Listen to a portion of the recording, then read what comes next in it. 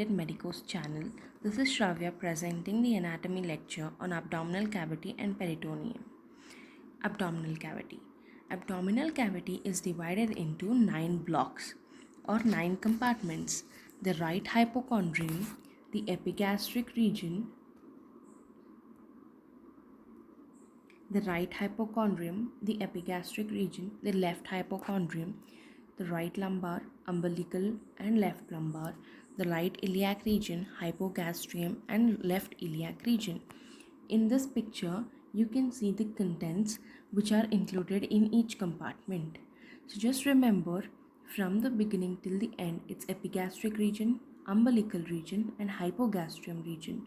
And on the lateral sides, it's hypochondrium, lumbar and iliac region. The name with respect to the side, left and right. Let's move on to the next.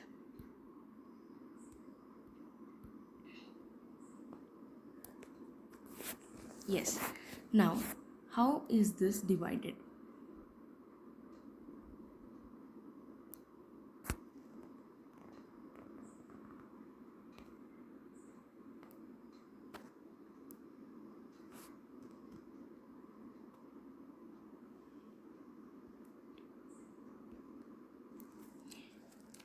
Now we see how are the planes divided. First thing, it's based on horizontal and vertical planes. So the horizontal plane comes to be known as the transpyloric plane and transtubercular plane. Transpyloric plane and the transtubercular plane. So the transpyloric plane passes midway between the suprasternal notch and the pubic symphysis. So between the pubic symphysis and the suprasternal notch, in between them we have a plane called as transpyloric plane, and the transtubular plane tubercular plane passes through the tubercles of the iliac crest of the body of and body of the L5 vertebra. Now we are done with horizontal plane. Let's move to the vertical plane. The vertical plane is having again two cross sections, that is the left lateral plane and the right lateral plane. So that these both correspond to their respective midclavicular planes. Next, peritoneum. Now, what is peritoneum? Peritoneum is the large serous membrane lining the abdominal cavity. The peritoneum is in the form of closed sac, which is invaginated by viscera. What is viscera? The internal organs present inside us is called as viscera. So this is in the form of a closed sac which is invaginated, meaning to say the peritoneum is containing the viscera. I hope you got it. Now the peritoneum is divided into an outer parietal layer, an inner or visceral layer, folds of peritoneum by which viscera is suspended. Let's move on to the next. You'll have some clarity. Now, what is the difference between parietal peritoneum and visceral peritoneum? The parietal peritoneum is something which is very far from the viscera, and the visceral peritoneum is something which is nearer to the viscera. So the parietal peritoneum, first point of difference is the parietal peritoneum is derived it actually lines the inner surface of the abdominal and pelvic walls and the lower surface of the diaphragm. But then the visceral peritoneum, it lines the outer surface of the viscera and it is adherent to it, cannot be stripped. The viscera is adherent to the organ which we are talking about and it cannot be stripped out of the organ. Next point is, embryologically, the parietal peritoneum is derived from somatopleuric layer of the lateral plate mesoderm, and visceral peritoneum is derived from the splanchniopleuric layer of the lateral plate mesoderm. And the blood supply, as the parietal peritoneum is being attached to the body wall, in the sense farther from the organ, so the blood supply and the nervous innervation is of almost the abdominal wall. So this parietal peritoneum is actually supplied by the somatic innervation. Due to the somatic innervation, it is pain sensitive, and due to the autonomic innervation to the visceral peritoneum, it is pain insensitive. Now the blood supply and the nervous innervation is same as that of the viscera.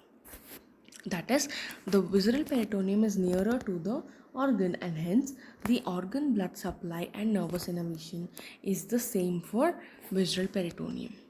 Next we come to the peritoneal folds. One second.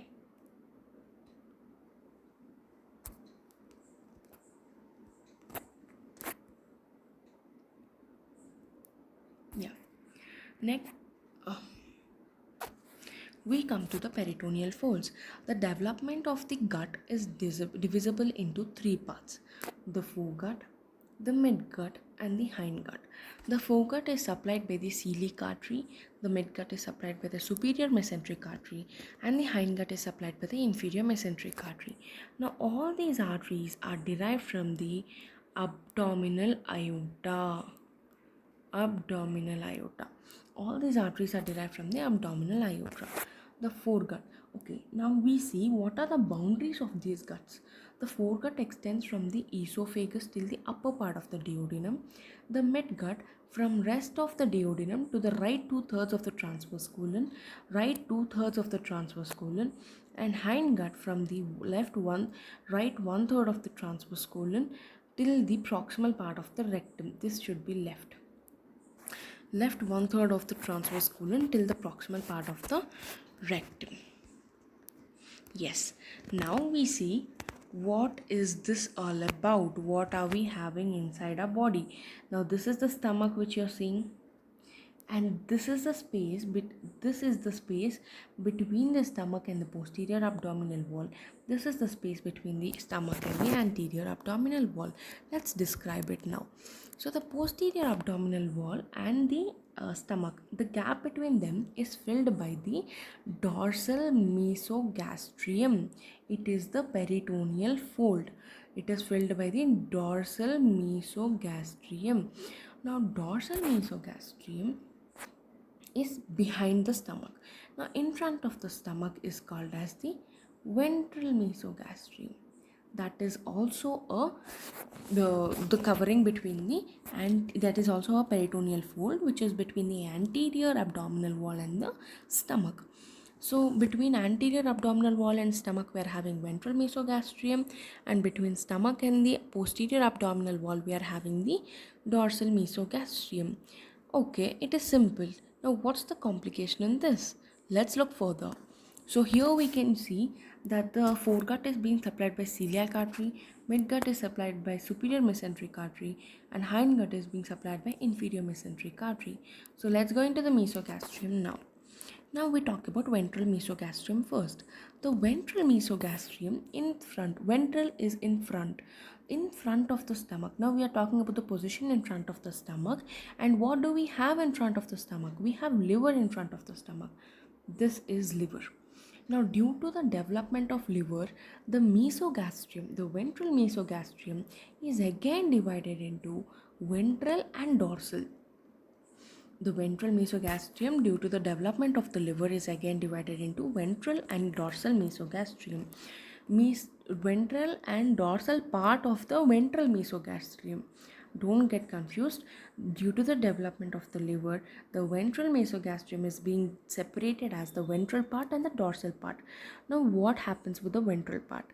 The ventral part forms the ligaments there. Which are these ligaments? There are three ligaments formed by the ventral part. The three ligaments are the falciform ligament, the right and left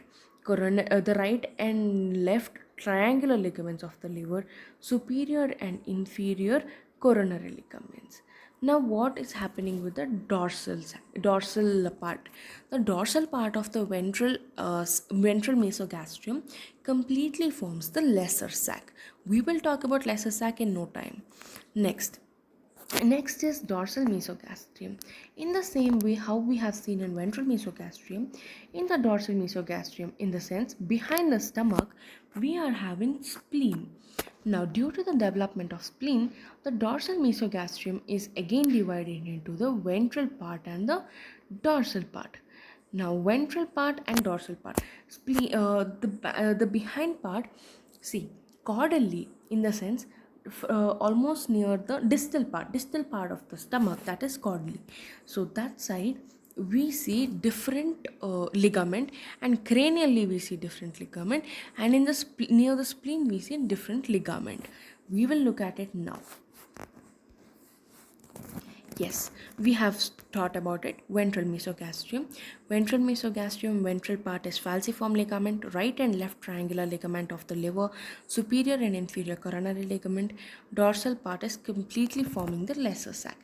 Next, we talk about dorsal mesogastrium. The caudal part, which I have told you, the distal part of the stomach or the greater part elongates to become the greater omentum. I have told you the ventral part the ventral part of the stomach, that is the dorsal part of the ventral mesogastrium, forms the lesser omentum. In the same way, the caudal part of the dorsal mesogastrium forms the greater omentum. Next, due to spleen, there is two division, ventral part and dorsal part. The ventral part is gastrosplenic ligament. The ventral part is gastrosplenic ligament. The dorsal part is leniorenal ligament. So there are two ligaments formed here also, as we have seen three ligaments in case of liver. The two ligaments are, the ventral part is having gastrosplenic ligament because there is connection between the stomach and the spleen, and the dorsal part is having leniorenal ligament. Now the cranial most part of the dorsal mesogastrium forms the gastrophrenic ligament. So till now in total we have seen 6 ligaments. One is three ligaments of the liver in the ventral mesogastrium, and in the dorsal mesogastrium we have seen 3 ligaments. Due to spleen we have seen 2 ligaments, that is ventral part and dorsal part, gastrosplenic ligament and leniorenal ligament, and the cranial part of the dorsal mesogastrium forms the gastrophrenic ligament. Next, greater omentum. Now you see, this is the dissected pic of the greater omentum. Greater omentum is a large fold of peritoneum which is made up of 4 layers of peritoneum fused together. It forms the fenestrated membrane containing small blood vessels and fat. Now this is actually huge, and that's why the name greater omentum. Greater omentum attachment. The anterior 2 layers, now we have discussed, it is going to have 4 layers of peritoneum. Now the anterior 2 layers and posteriorly 2 layers. Anterior 2 layers descend from the greater curvature of the stomach, fold themselves in the posterior 2 layers, and ascend from the head and body of the pancreas, giving a total of 4 layers. So the first layer becomes the fourth and second layer becomes the third.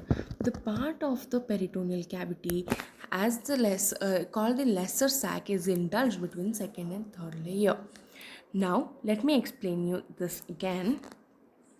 So this is the first layer which we are seeing, anterior first layer, and this is the anterior second layer. Now the first layer is having a turn, second layer is again having the turn, and here we see this is the fourth layer, and this is the third layer, this is the first layer, and this is the second layer. Now between this second layer and third layer we are having the lesser sac. I hope you understood. I know it's clumsy here, but I hope you understood. So between the second and the third layer we are having the lesser sac. Now see this. This is the attachment of the greater omentum. You can see how huge the greater omentum is. That's why the name. This is the greater omentum. Yeah, this is the stomach, and this is the lesser omentum. I hope you got it. We'll move to next. Yes, greater omentum contents. So what is the greater omentum contents? The greater omentum contains the left and the, see, when we come to contents, it's going to be artery, vein, blood vessels, nerve supply, lymphatics, and any ducts here and there. That's how we are going to talk about the contents. Okay, if we come to anything in anatomy, as I have told you before also, first thing, boundaries, contents, attachments, this is what we see in an order, and we go now continue. So greater omentum contains the right and the left gastroepiploic vessels. What is epiploic here? We will get to know in later slides. right and left gastroepiploic vessels, high content of fat. Next, greater omentum functions. Storehouse of greater omentum functions. What are the functions of greater omentum? There are three functions of greater omentum. First thing is the storing of fat. It becomes the storehouse of fat. Next thing, it protects the peritoneal cavity from infection as it pulls, as it is a full of macrophages, and which actually appear in a dense molecule which can be seen with naked eye, and these are called as milky spots. It also limits the spread of the infection. Now that greater omentum is stopping the infection, and hence it is called as policeman of the abdomen. Next, we talk about the lesser omentum. What is lesser omentum? In the same as greater omentum, it is the fold of peritoneum which extends from the lower curvature of the stomach.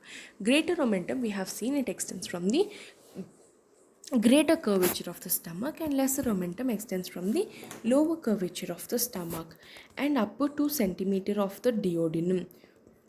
Till where does it go? It goes till the liver. The portion of the lesser sac between the liver and the stomach is called as the portion of the lesser sac between the liver and the stomach. Between the liver, what is liver? Hepato, stomach, gastro. So the portion of the lesser sac between the liver and the stomach is called as hepatogastric ligament, and the portion between the liver and duodenum is called as hepatoduodenal ligament. The lesser omentum has a free right margin. The lesser omentum is having a free right margin behind which lies the epiploic foramen. I have told you about epiploic before. We'll see it now, which exists. Behind the free right margin of the lesser sac, there exists a foramen called as epiploic foramen. Now, what is the use of the epiploic foramen? The greater omentum and the lesser omentum communicate with each other through this foramen. We'll have a look.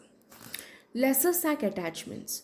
Now, what are the attachments of the lesser sac? Inferiorly, it attaches to the lesser curvature of the stomach and upper 2 centimeter of the duodenum. Superiorly, it attaches to the inverted L-shaped liver, as I have told you before already about this. Next, the lesser omentum contents. So the right free margin contents. We have two kinds of contents here. The right free margin contents and along the lesser curvature of the stomach and the duodenum. So the right free margin contents, it's having hepatic artery. It is having hepatic artery, portal vein, lymph nodes and lymphatics, hepatic plexus of nerves. It is all related to the liver. Hepatic artery, portal vein, lymph nodes and lymphatics, hepatic plexus of nerves, and that's it. And along the lesser curvature of the stomach and the duodenum. I hope you got this. This is the end of the lesser omentum. At the liver we are talking about, and this is the stomach and the duodenum where it is originating. Here it is having the right and left gastric vessels, lymph nodes and gastric nerves. Next, what is mesentery? Okay, this part, the lesser omentum part, there's a pic at the next slides, I guess. Yeah, this one. See, this is the epiploic foramen through which the greater and the lesser sac are communicating. Now, inside this are the contents. We will come to that now after discussing this. Mesentery. It is the fan-shaped peritoneum of small intestine. Border. The root of the mesentery is 15 centimeter long obliquely from the left duodenojejunal flexure to the right sacroiliac joint. The third part of the... Now, what are the contents? See, the mesentery border is something like this. It's something like this. It's from upper right, that is duodenojejunal part, to the sacroiliac joint on the right. Fine. Now this is upper left and this is lower right, upper left. Okay. Now what are the contents? This is 15 centimeter long, oblique. What are the contents here? The third part of the duodenum, abdominal aorta, inferior vena cava, right ureter, and right psoas major. These are the contents here which we see in the margin, in the border. These are the contents which we see. Now, how do you remember? Thou P. Thou P. Now, what is this? Duodenum, abdominal aorta, ureter, and the P is for psoas major and I is for inferior vena cava. Thou P. Could you repeat? Thou P is D for duodenum, A for abdominal aorta, U for ureter, P for psoas major, and I for inferior vena cava. Mesenteric contents: superior mesenteric artery accompanying the veins, nerve plexus, lymphatics, and fats. I have told you before, it's just the nerves, blood vessels, and any other content if important. Yeah, we have come to this at last. Now these are the contents of the epiploic foramen. This is the gallbladder which you're seeing, and you'll have a bile duct here. You're going to have the vessels and the nerve plexus, inferior vena cava, right? Did you see? Fine. Next, yeah, mesoappendix. It's a small triangular fold of the peritoneum which suspends the vermiform appendix. Usually, as the name suggests, it is about appendix. It usually tries to extend till the tip of the appendix, but it fails at times. It contains vessels, nerves, and lymphatics as well. This is the triangular mesoappendix which we were talking about. This is the triangular mesoappendix which we are talking about, wherein it contains the nerves, the vessels, and the lymphatics as well. Now, this sometimes tries to touch the tip of the appendix, but sometimes it fails. Next is transverse mesocolon. The transverse mesocolon is attached to the anterior surface of the head and body of the pancreas. Now, do you remember where we had studied the pancreas part again in the previous slides? The transverse mesocolon is attached to the anterior surface of the head and body of the pancreas. Now, what are the contents of the transverse mesocolon? The middle colic vessels, nerves and lymph nodes, lymphatics of the transverse colon. These are the contents of the transverse mesocolon. Next, yeah, this you see, this is the transverse mesocolon. This part where it starts, the transverse mesocolon starts here.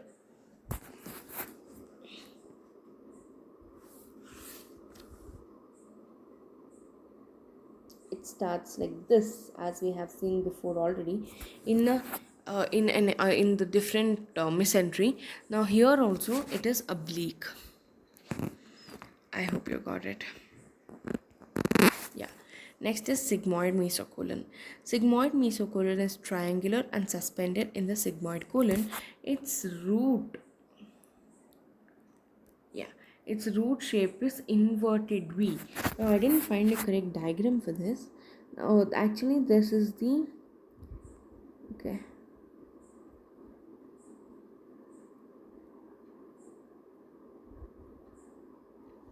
It actually this is the abdominal aorta, which is dividing into common iliac artery. Now this again divides into internal iliac and this is external iliac and internal iliac. This is what we have seen. Now we are talking about the sigmoid colon. So the apex lies over the left ureter, and ureter comes somewhere here. Fine. Now the apex lies over the left ureter at the termination of the left common iliac artery, something like this. So this is the mesocolon which we are seeing, and here we will be having the the sacrum bone. We have it here, and this is the mesentery which we are seeing, the mesocolon which we are seeing. Fine. I hope you got it. And yeah, apex lies over the left ureter at the termination of the common iliac artery. The left limb of the iliac artery follows the external iliac artery, and the contents are the sigmoid vessels in the left limb, superior rectal vessels, nerves, lymph nodes, and lymphatics on the right limb. This is how we come to the end of the this peritoneum and abdomen, and in the next class we will talk about the next part of the peritoneum. Thank you for watching. Please like, share, and subscribe to our channel Ignited Medicos.